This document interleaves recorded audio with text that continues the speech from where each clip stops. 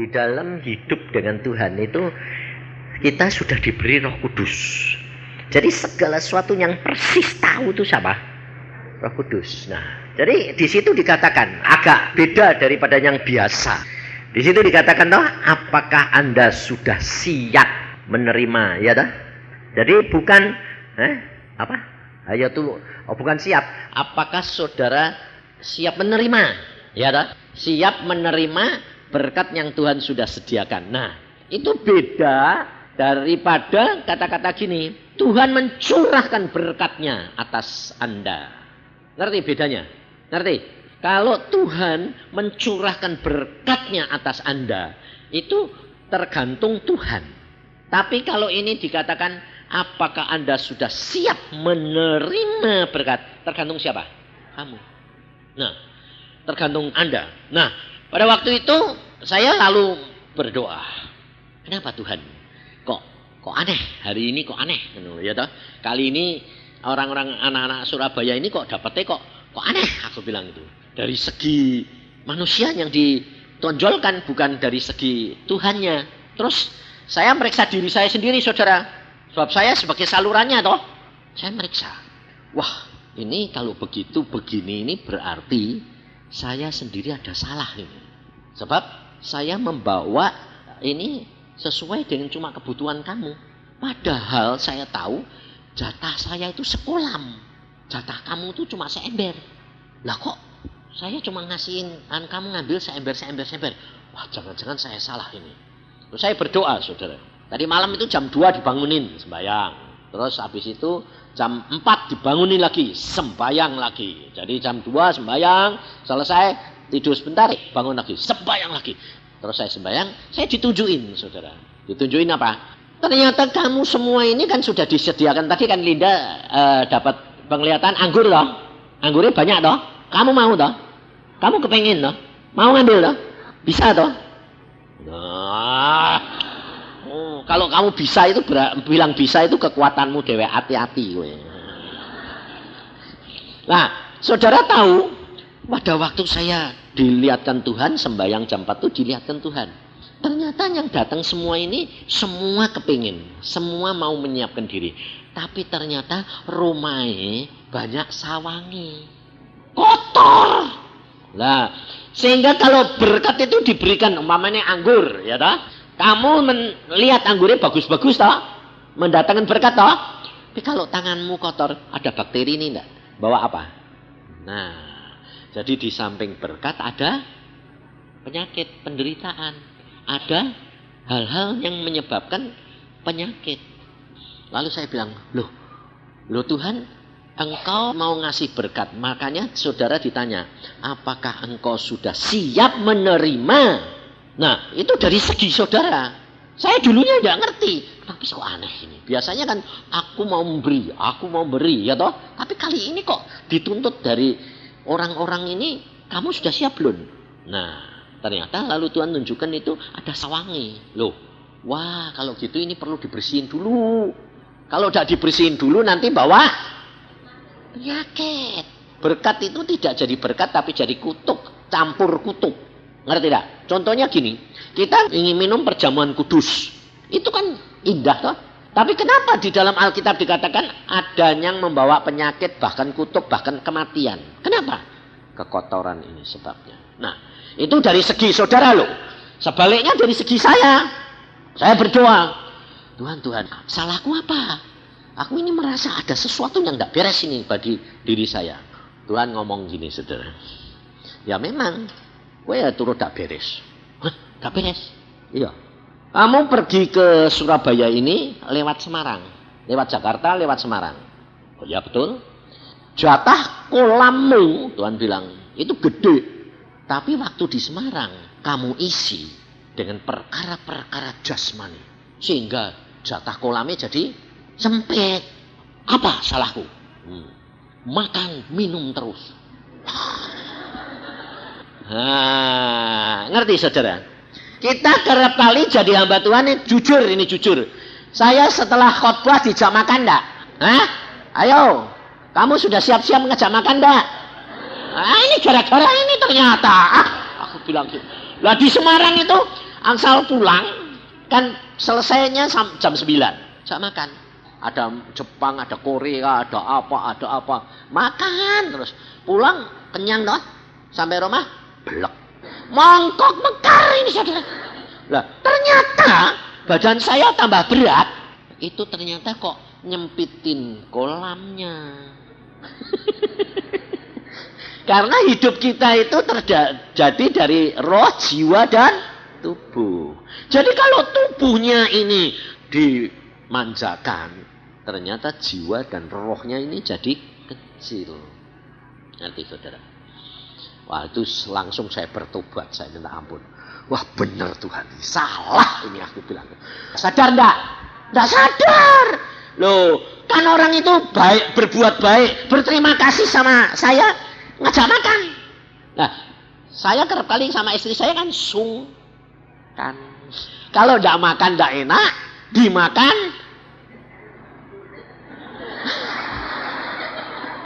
mekar. Akibatnya saudara apa? Gampang ngantuk, betul? Ayo, wong gendut-gendut ini tukang makan. Ayo, gampang ngantuk enggak? Gampang ngantuk. Sampai saya bilang, loh saya ini sembahyang baru setengah jam kok sudah mulai ada ser-sernya. Nah, itu lihat Tuhan bilang, itu lihat. Nah, ngerti saudara? Karena kamu terlalu memanjakan tubuhmu. Loh, kapan aku memanjakan? Lah itu diajak makan. Oh, mateng aku. Jadi tidak sadar saudara. Ini yang menyebabkan sawang-sawang itu loh. Yang menyebabkan kekotoran bagi roh dan jiwa kita. Perbuatan baik belum tentu membawa berkat. Maka dari itu hati-hati saudara. Dan kejatuhan daripada hamba-hamba Tuhan adalah di situ. Tidak hanya karena makan, uang, kehormatan, keangkuhan, pujian. Ini yang tidak disadari. Maka dari itu kita harus setiap hari kita periksa diri. Karena Tuhan itu paling tidak suka. Nah, tergantung daripada saudara. Kalau saudara tiap hari kamu menghadap kepada Tuhan dan kamu tidak menyadari keadaan kamu, hati-hati. Itu tandanya kamu kepekaanmu sudah mulai kurang. Dan berarti hubunganmu dengan Tuhan mulai kurang, renggang. Kalau mulai kurang, maka kuasa Tuhan, aliran kuasa ini tersumbat. Nah, makanya pagi ini, khusus pagi ini, pembersihan. Ya toh? Oh, kamu nanti, ini tadi ada penglihatan anggure, terus terang pikiranmu, ambil. Ya toh? Ambil toh? Bahkan mau dilihat tadi loh, ada sing bawa keranjang. Nah, lah ya lah. Nah, itu pikirannya wis keranjangnya di sini kabak ora rebutan. Tapi tangannya kotor. Tempatnya kotor. Hati-hati saudara. Maka dari itu kita hari ini, pagi ini khusus pembersihan dulu. Maka engkau nanti akan menerima itu sungguh-sungguh menjadi berkat buat engkau dan saya. Luar biasa anugerahnya itu. Jadi tidak usah khawatir. Yang bersihin bukan saya loh. Jangan kamu bilang, ya kalau gitu tolong bersihin dong, doain dong, awas. Itu juga salah satu prinsip yang salah. Tuhan mau pribadi demi pribadi, langsung sama Tuhan, bukan melalui saya. Kenapa? Saudara tahu Paulus, Alkitab ada hamba Tuhan seperti Paulus, giatnya luar biasa segalanya. Saudara tahu? Paulus di surga pada waktu ketemu sama seorang hamba Tuhan, Paulus pesan, dia bilang gini, kamu harus belajar firman Tuhan. Apa yang aku lakukan, aku tetap salah melakukan. Jangan seperti aku, kata Paulus. Kaget gak? Kita mau jadi kayak Paulus saja susah. Tapi dia pesan, jangan kamu seperti aku. Aku harusnya tempatku, kedudukanku lebih tinggi. Tapi aku tidak bisa di sana. Karena aku mencuri kemuliaan Tuhan. Aneh tak? Di mana? Padahal Paulus sudah ngomong loh. Hidupku bukan aku lagi, tapi Kristus yang hidup di dalam aku. Tapi baca Alkitab, dia bilang apa? Kamu harus belajar daripadaku, ikuti teladanku. Iya dah? Ikuti teladanku.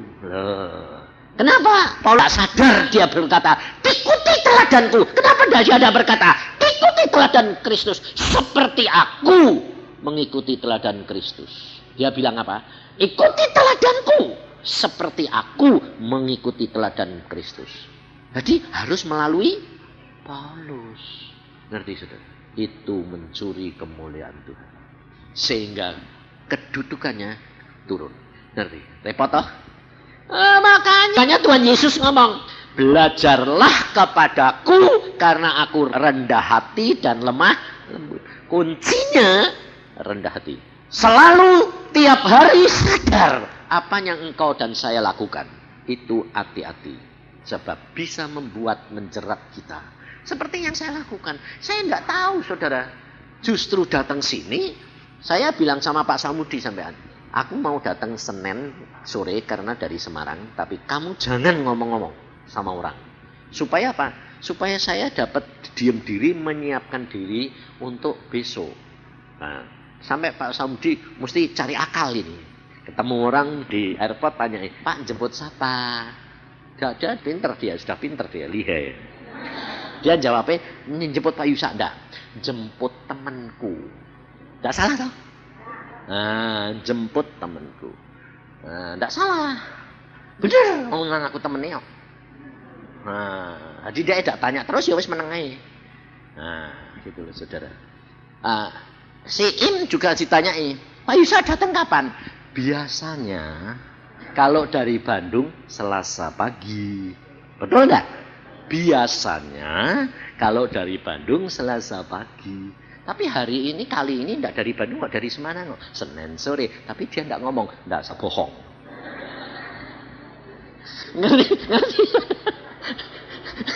Lah kalau orang itu ngejer, lah kali ini datangnya kapan? Lah, enggak bisa bohong. Ngerti enggak saudara? Kita harus benar-benar hidup dengan Tuhan itu selalu dalam pimpinan Roh Kudus. Kalau tidak, saudara akan terdorong dan terjerat. Maka dari itu kita buka di dalam Yeremia pasal yang ke-29. Supaya saudara dan saya ini benar-benar belajar dan hari ini membersihkan diri. Jujur di hadapan Tuhan, terbuka di hadapan Tuhan. Jangan ditutup-tutupin. Karena apa? Karena kerap kali kita itu ditutup-tutupin. Sehingga akhirnya sawangnya itu manak terus. Yang tidak kelihatan. Akhirnya membawa malapetaka dan penderitaan. Belajar jujur di hadapan Tuhan. Di dalam Yeremia pasal yang 29 mulai ayat yang ke-10. Sebab beginilah firman Tuhan. Apabila telah genap 70 tahun bagi Babel, barulah aku memperhatikan kamu. Aku akan menepati janjiku itu kepadamu dengan mengembalikan kamu ke tempat ini. Ini yang pertama. Firman Tuhan berkata, ini yang pertama. Yang pertama adalah apabila sudah genap 70 tahun buat Babel. Nah, ini pembuangan orang Israel dari Yerusalem, dari Yehuda dibuang ke Babel. Saudara, di sini kita belajar justru bangsa Israel yang dibuang ke Babel itu adalah buah ara yang bagus. Aneh dah? Yang tetap tinggal di Yerusalem itu buah ara yang busuk, kata Tuhan. Sebab firman Tuhan jelas mengatakan. Nah, makanya itu kita belajar. Di dalam ayat yang ke-17, beginilah firman Tuhan semesta alam. Sesungguhnya aku akan mengirim pedang, kelaparan, penyakit sampar di antara mereka. Dan aku akan membuat mereka seperti buah aren yang busuk dan demikian jeleknya sehingga tidak dapat dimakan. Aku akan mengejar mereka dengan pedang, kelaparan, dan penyakit sampar. Dan aku akan membuat mereka menjadi kengerian dari segala kerajaan di bumi. Menjadi kutuk, kedahsyatan, suitan, dan aib di antara segala bangsa. Kemana mereka kucerai beraikan. Jadi saudara perhatikan, kita kerap kali pandangan kita, pikiran kita, bahwa kalau bangsa yang terusir dari tempatnya, itu adalah bangsa yang terkutuk. Demikian juga saudara di dalam kehidupan sehari-hari. Kadang-kadang saudara di dalam keluarga, saudara merasa tidak dihargai, saudara merasa saudara merasa tertolak. Itu belum tentu bangsa yang terbuang. Ini saya alami sendiri. Saya itu dengan ayah saya, kalau ngomong selalu ribut. Sampai ibu saya pernah mengatakan, sudah jangan ngomong mbek bapakmu. Lah, saya sendiri gak ngerti. Kok kles kalau mbek papa. Padahal wajah saya ini memper papa loh ya. Bapakku sama saya itu persis. Cuma bedanya dia putih, aku hitam. Lah, hitamku bukan salahku. Wong aku dilahirkan hitam. Lah kenapa kok dilahirkan hitam? Lah di dalam perut makani obat keras terus mau digugurin no. Sehingga keluar kayak nurit. Wong gosong. Wong dimakani obat tradisional kini no. Apa saja dimasukin sama mama supaya gugur. Lah jadi keluarnya hitam. Sehingga saudara tahu. Dari sejak kecil saya tidak diajak oleh ayah saya. Kenapa? Kalau pernah papa ngejak ketemu temennya. Itu anaknya sopo. Terus dia bilang, oh itu anaknya pembantumu yo. Nah, sejak itu saya tidak pernah diajak. Kenapa? Dicurigai papa main sama pembantu nih. Sejak itu dia tidak pernah ngajak saya. Yang diajak adik saya. Sebab adik saya putih, saya hitam. Ngerti saudara? Sehingga dari kecil saya merasa tertolak. Umur 10 tahun saya sudah tidak tidur dengan saudara-saudara dan ayah ibu saya. Tidurnya sama siapa? Pembantu. Aneh enggak? Tapi aneh juga. Aneh apa? Saya kok tidak merasa dibuang, ditolak. Karena saya merasa apa? Kenapa saya harus tidur sama pembantu-pembantu? Karena saya mesti bangun pagi jam 4. Umur 10 tahun loh. Ngurusi sapi. Jadi supaya jangan ganggu adik-adik, papa mamah yang tidur. Saya tidur sama pembantu-pembantu. Kok bisa nerima? Kok tidak berontak? Nah itu yang saya tidak bisa ngerti. Tetapi justru di situ saya mengenal Allah. Tuhan Yesus yang luar biasa. Biarpun saya itu kontrak terus sama papa. Tapi saya tidak pernah mengatakan gini. Kenapa aku begini? Kenapa begini? Enggak. Saya merasa, mengapa kok aku mesti ribut dengan papa? Kok tidak bisa klop kenapa? Ternyata itu akibat daripada ditolak dari dalam kandungan. Roh penolakan itu ada. Nah, maka dari itu ibu-ibu ini harus cepat bertobat. Sebab itu salah kekotoran sawang-sawang itu salah satunya itu. Kenapa anak-anak dan saudara ini punya watak selalu menjadi pemberontak? Salah satu sebab adalah di dalam kandungan kamu ditolak. Tetapi pada waktu saya ketemu Tuhan Yesus umur 12, saya justru dirubah Tuhan. Dirubahnya apa? Kamu harus mengucap syukur kepada ayahmu dan ibumu. Loh, mau kaget. Loh kenapa? Tuhan, justru kamu ditolak. Kamu dibuang di tempat sampah. Aku lewat, aku nemu kamu. Jadi kalau kamu tidak dibuang, aku tahu kamu sudah diurusi sama bapak ibumu, tidak tak ambil. Karena justru kamu dibuang, tak temu. Aku sih ngurusi kamu. Enak diurusi Yesus atau enak diurusi bapak ibumu? Nah, setelah ngerti mau dah. Tapi waktu tidak ngerti, marah-marah deh orang tua ini dah. Nah iya, bertobat. Saya pada waktu itu langsung bertobat. Saya bilang, wah betul terima kasih. Sejak itu saya sama papa, oh ya terima kasih pak. Kalau bertentangan, untung buat tolak. Tidak marah-marah, tapi malah ucap syukur. Untung buat tolak pak. Tidak buat tolak, aku tidak ketemu Tuhan Yesus. Loh, jadi aku punya bapak lebih luar biasa, nyata lagi. Saudara, sejak itu Tuhan menjadi pembelaku. Akhirnya papa dikasih tahu Tuhan Yesus. Dikasih tahu apa? Satu saat waktu aku sudah jadi hamba Tuhan, sudah gede ini, sudah. Tuhan bilang gini, kamu harus belajar seperti hambaku Yusak. Kaget papaku waktu sembahyang dikasih tahu. Pikirnya orang bakal daerah punya pikiran belajar be anaknya, nggak mungkin toh ya. Wong tua tuh selalu kan, pokoknya yang bener. Makanya orang tua-tua ini loh, bertobat. Tidak bertobat rugi gue nanti. Sebabnya apa? Sebabnya itu nanti sama dengan Paulus mengambil kedudukan Tuhan. Jatahmu di surga turun, rugi gue. Bertobat dok ini lumayan gue bisa naik. Makanya saya terhadap anak-anak itu selalu menghargai dan saya belajar. Nah, waktu ayah tanya, Yusak yang mana? Bayangin. Lalu dia berkata, mana ada orang zaman sekarang punya iman kayak Abraham. Tuhan berkata, ada Yusak, kamu harus belajar dari dia. Lalu dia berkata, Yusak yang mana? Lalu Tuhan berkata, anakmu, Gideon. Terus dia tanya gini, mengapa? Terus tunjuki Tuhan, lihat hidup anakmu, gini. Oh ya, sejak itu tidak pernah bantah saya. Gantian, dia tidak bantah. Loh, bukan saya yang bantah, aku sudah tidak bantah kok. Ya toh? Sekarang dia tidak boleh bantah. Loh, caranya lalu ketemu sama saya bilang, bagaimana Pak? Baik.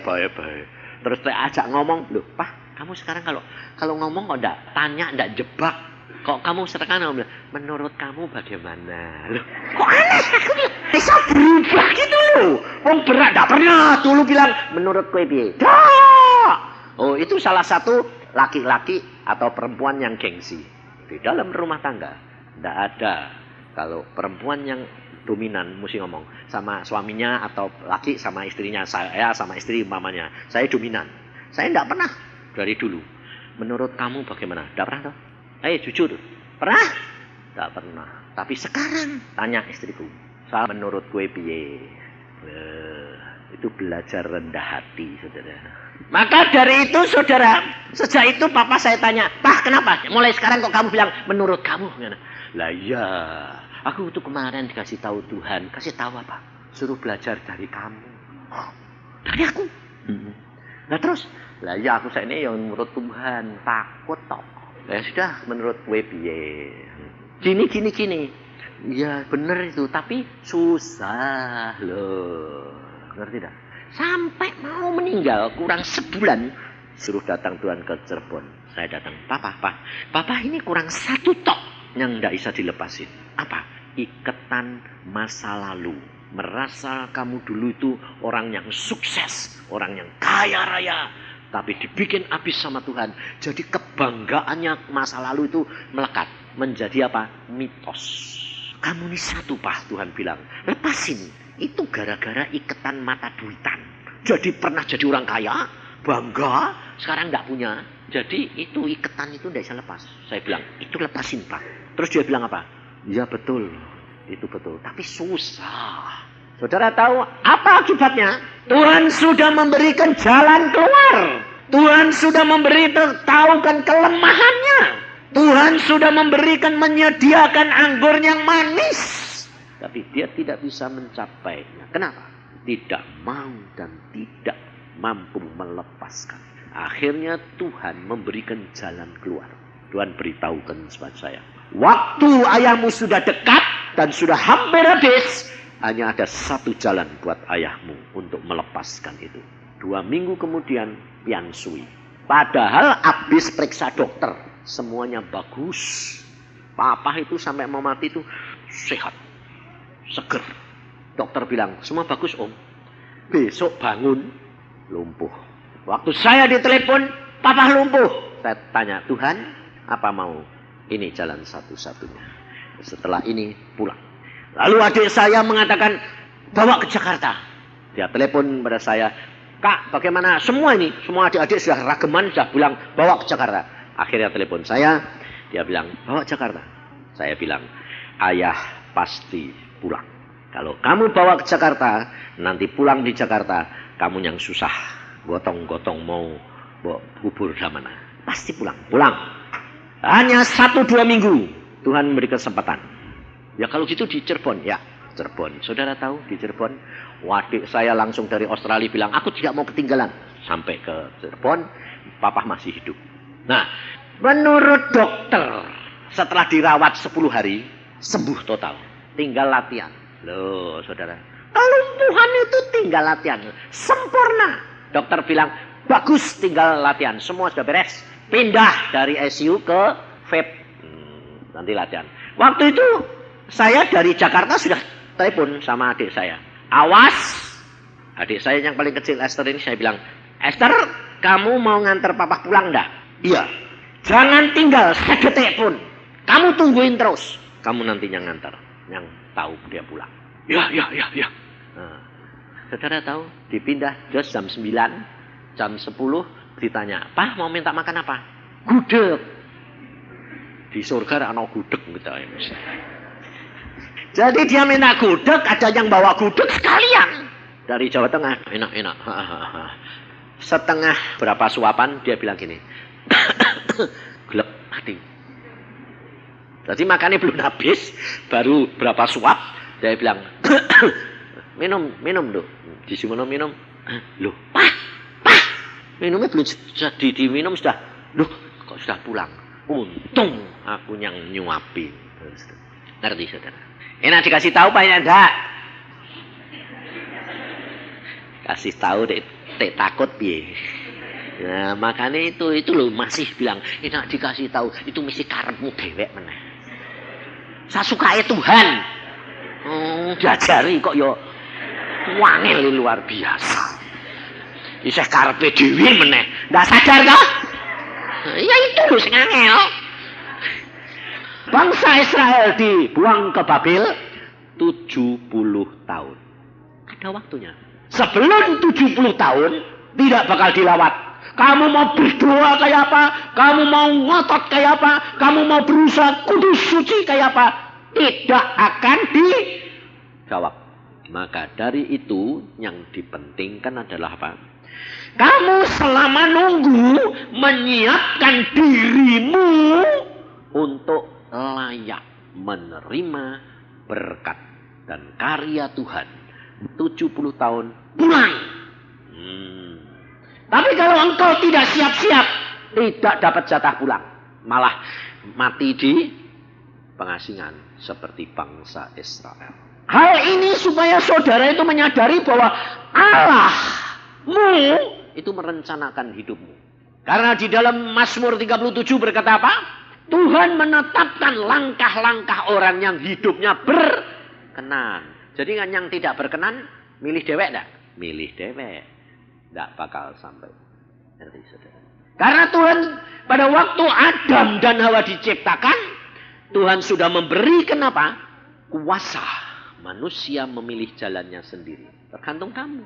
Tetapi sejak kamu dan saya menjadi anak-anak Yesus, jalan rencana hidupmu ada di dalam tangannya Yesus. Meskipun ada di dalam tangan Yesus, engkau masih berhak memilih.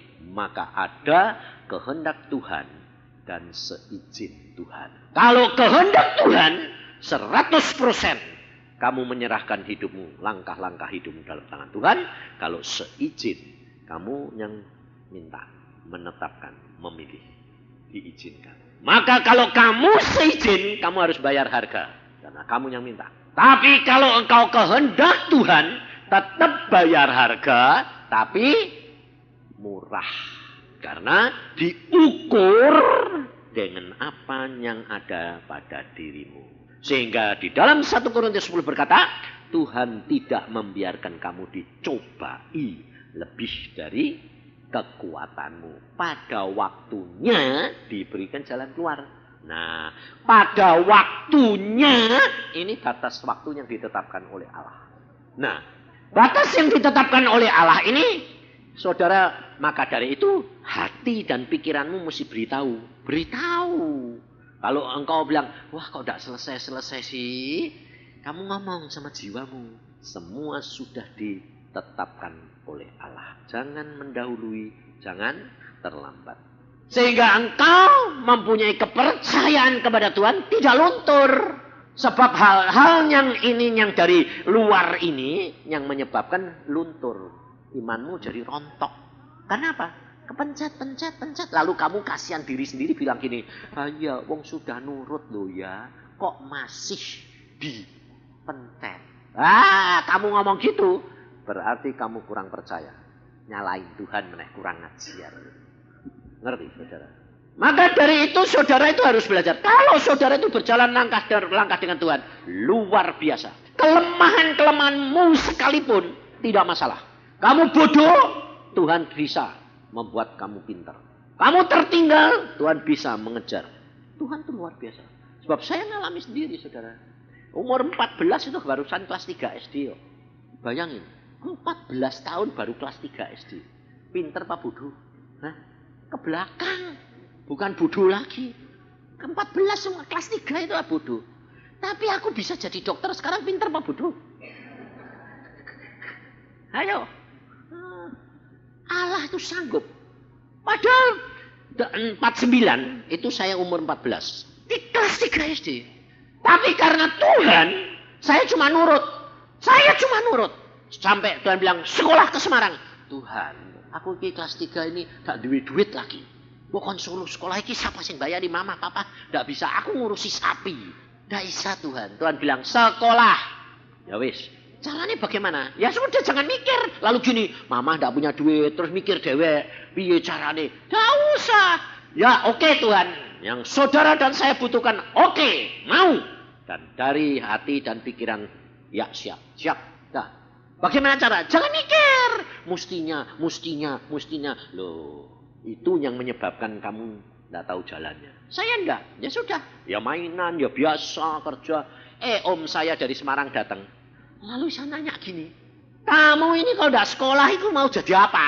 Loh. Padahal dia datang berkali-kali. Om saya itu kaya, kakak mama saya itu kaya raya. Kalau datang pakai mobil, dia bilang berkali-kali datang, enggak pernah. Dia bilang, kamu sekolah? Enggak pernah. Sebab dia enggak mau anaknya kalah dari aku. Enggak pernah. Tapi kali itu saya datang bilang, kamu ini ngapain? Di sini terus enggak sekolah. Mau jadi kacung terus. Digituin. Loh, lah saya kan madeg tuh ya. Meskipun itu kan kata-kata kepenghinaan. Aku bilang, enggak ada yang nyekolahin no. Ayo ke Semarang. Ikut aku. Nanti tak sekolah ke. Makan di rumah. Asal sore hari kamu kerja. Nimbang kapuk, nimbang kacang. Oh ya mau. Ya sudah. Sana siap-siap. Loh, enggak gini. Ya sudah sekarang ikut aku. Enggak tuh. Bagian mau yang mobil. Ya sudah kalau gitu kamu Semarang. Saudara tahu saya naik andong. Dari Jepara 80 kilo ke Semarang. Dari jam 4 pagi sampai Semarang jam 8 malam. Aku ngandong. Udahnya tek. Kadang-kadang mbak jalannya cepet jalan. Nah, andongnya itu enggak satu jarane mati. Enggak, dari Jepara ke Cangaan pindah andong. Dari Cangaan ke Mayong pindah andong. Dari Mayong ke Kudus pindah andong. Kudus ke Demak pindah andong. Dari Demak ke pindah andong. Kenapa enggak naik bis? Lebih mahal. Loh, naik andongnya enggak nyewa dewek loh. Bersama-sama rame-rame. Jadi, loh, kalau nyewa dewek larang. Jadi, Pak mau ke Mayong. Oh ya, duduk. Pakai koper cilik gitu. Nunggu. Penumpangnya belum penuh. Nah, sudah 1, 2, 3, 4, 5 berangkat. Nanti sampai Mayong, tunggu lagi ke Kudus. Jam 8 malam baru sampai. Nggak tahu jalan, nggak tahu punya alamat, nurut, belum makan lagi. Sampai di sana bilang, masih dimarahin lagi. Kok baru malam-malam sampai? Nah, aku bilang naik andong, bodoh. Ya, bodoh kan kue, aku duit, aku nggak ada duit, bodoh piye? Karepku ya dah. Kalau melakukan kehendak Tuhan, saudara harus sedia dihina. Iman itu membutuhkan penghinaan untuk sampai kepada yang direncanakan Tuhan. Lihat perempuan Kanaan. Pada waktu dia minta anaknya disembuhkan daripada kerasukan, murid-muridnya berkata apa? Usir, pergi, dihina. Bahkan Tuhan Yesus sendiri berkata, tidak layak diambil roti diberikan kepada anjing. Saudara tahu? Apakah itu penghinaan? Secara hikmat dunia itu penghinaan. Tetapi Yesus tahu iman ibu ini kokoh. Sebab Tuhan berkata tidak, nanti engkau dicobai lebih dari kekuatanmu. Jadi kalau Tuhan Yesus yang ngomong, itu bukan penghinaan. Tapi itu adalah ujian. Ngerti saudara? Jadi pada waktu itu saya nerima omongan om saya, nerima apa itu dengan air mata. Kenapa? Karena saya belum mengerti apa maunya Tuhan. Setelah saya alami semua, baru saya tahu Tuhan luar biasa. Dan akhirnya saya dibawa om saya ke direktur, dikatakan apa? Ini mau sekolah kelas berapa? Om saya langsung ngomong kelas 3. Bayangin saudara. Lah memang kelas 3. Ya om saya seneng. Wong anaknya kelas 5. Umurnya sama saya persis sama. Nah, dia kelas 5, aku kelas 3 kan seneng deh. Tapi lucu enggak? Tuhan mengubah gerakan hati direkturnya. Tidak bisa. Dia harus naik, masuk kelas 5. Iya coba. Om saya bilang gini, ya mana mungkin bisa. Bukan masalah bisa ndak bisa, dia bilang direkturnya. Nanti jadi ketawaan. Kalau dia masuk kelas 3, sekolahan kacau kelasnya. Karena apa? Goliat di tengah. Bayangin saudara. Dihina lagi, bayangin. Jadi dimasukkan kelas 5 itu karena apa? Karena badannya gede, dibuat mainan anak kecil. Ngaco nanti di kelas. Jadi dipaksa. Saudara tahu? Di kelas 5 kayak kera kena tulup. Tiap hari cuma gini. Lah, anak kelas 3 masuk kelas 5 itu siapa? Habis itu bahasanya koi lagi. Apa? Bahasa Cina. Bingung aku. Lah piye toh? Wong kelas 3 dimasuk ke kelas 5 bahasa Cina. Yang tahu cuma ngertinya wopu cetowo. Ngerti saudara? Dan makanan saya hari demi hari adalah penghinaan. Bodoh, tolol. Bayang. Tapi aneh saya bilang. Ada kuasa yang melapisi saya tidak minder. Begitu tuh tidak bisa. Rasanya kok malah gini. Aku kelas 3 kok bisa masuk kelas 5 ya.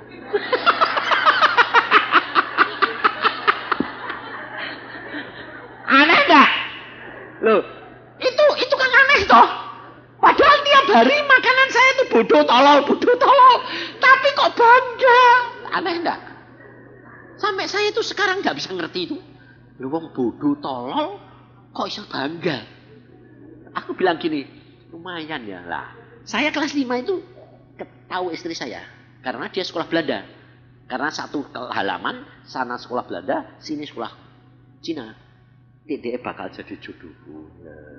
Cara Tuhan. Aku ketarik beda, aku aneh. Bocah kecil kayak gitu kok. Mendil kok. Pintar. Kok pintar loh. Kita tidak tahu rencana Tuhan itu sudah luar biasa. Ya dah? Maka dari itu saudara. Kelas 5. Nah, cara Tuhan menolong saudara. Ada batas waktu. Nah, pada waktu saya mau diturunkan karena ada janjian gini. Biar di kelas 5, nanti kalau 3 bulan tidak bisa, turun kelas 4. Nanti kalau 3 bulan tidak bisa lagi, baru kelas 3. Nah, saya bilang, ya sebentar lumayan kelas 5 telung sasi. Ya, nah. Bangga loh. Mau diturunin kurang seminggu mau diturunin. Karena tetap belum bisa. Pagi itu loh, waktu Tuhan bukan waktu kita. Pagi bangun tidur, dipasangi kulit gitu loh, kayak topi, dipasang di kepalaku, nah, pluk, gitu. Aku bilang, Tuhan ini apa? Nanti kamu tahu, tak pasangi alat, tapi tak raba-raba gini tidak kelihatan, kayak kulit gitu. Sejak itu masuk sekolah, berubah, tidak ngerti, tapi merekam dan menangkap. Jadi ternyata alat itu selembar. Itu fotokopi sama kaset. Nah, jadi apa yang gurunya ngajari papan tulis terekam. Apa yang gurunya ngomong terekam kaset. Nah, aku udah ngerti karena zaman itu belum ada kaset, belum ada fotokopi. Nah, jadi belum ngerti. Ngertinya apa? Melangkah. Waktu disuruh baca sama gurunya, "Josin, baca." Aku tanya habis belajar, "Sampai mana?" Loh kamu tadi tidak dengar aku ngomong. Aku dengar tapi tidak tahu. Aku bilang, Jensen, wokpu cetok. Ya wes, jawabnya cuma itu. Terus, tolong, bodoh, maju. Sekarang kamu harus baca dari permulaan sampai akhir. Senang. Dari permulaan sampai akhir bisa. Dipotong-potong tidak bisa. Saya baca persis suaranya guru. Bukan suaraku. Tekukane bareng. Aku dhewe gak ngerti apa itu. Wong kaset disetel. Gurune melotot. Terus dia bilang, jenius anaknya. Oh, sejak itu dari bodoh jadi jenius. Nah, Tuhan mengubah kutuk jadi berkat dalam waktu pelan-pelan atau sekejap. Itu Allahmu. Sejak itu, hari itu, gurunya bilang apa? Kamu jenius. Apa itu jenius? Kok bisa nangkep suara saya? Loh, hari ini saya bilang, Shensen, apa saja yang Shensen tadi ngomong dari jam pertama sampai akhir ini, saya bisa niruin semua. Wah. Lalu dia bilang, coba pelajaran ini yang saya tadi baca, saya tiruin ngomong-ngomong. Sonder lihat, ya. Kamu ngerti? Nah.